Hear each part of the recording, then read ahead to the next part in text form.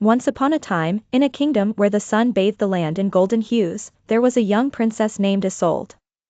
Isolde was the only child of Queen Evelina, a fair and wise ruler beloved by all. As the daughter of the queen, Isolde was cherished by the people, and the entire kingdom eagerly awaited the day she would take her mother's place on the throne. However, not all in the royal court were pleased with this future.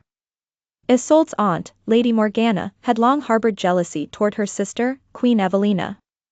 Lady Morgana had been ambitious all her life, dreaming of becoming the queen and ruling the kingdom herself. When she realized that her niece would soon take the throne, she saw an opportunity to claim the crown for herself. But Morgana was cunning. She knew she had to move carefully, there could be no outright challenge to the throne, or it would surely bring her down. For years, Lady Morgana had worked in the shadows, plotting and scheming. She knew her sister's greatest weakness, her love for Isolde. The queen would never suspect that her sister would harm her own blood. So, Morgana began to manipulate those around her, subtly turning the court against the queen's daughter. Whispers began to circulate that Isolde was too young, too inexperienced to rule.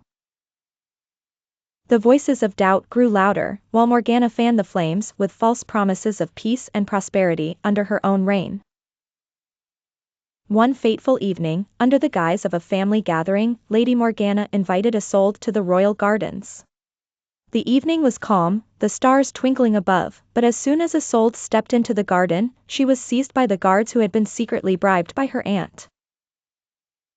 Morgana had planned for this moment, knowing that Isolde would be alone and vulnerable. Isolde struggled, but it was no use. She was locked away in the dungeons beneath the castle, her once proud future reduced to a cold, stone cell. Lady Morgana, now in control of the castle, declared herself queen.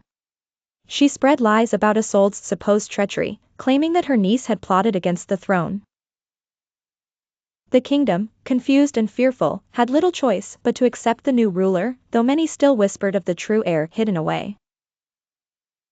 Meanwhile, in a neighboring kingdom, Prince Thorn of Arundel had heard rumors of the queen's sudden fall from power and the disappearance of the beloved Princess Isolde.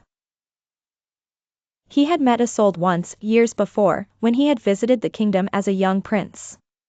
They had exchanged stories and dreams, and Isolde had been kind to him, a light in a world he often found cold and full of politics.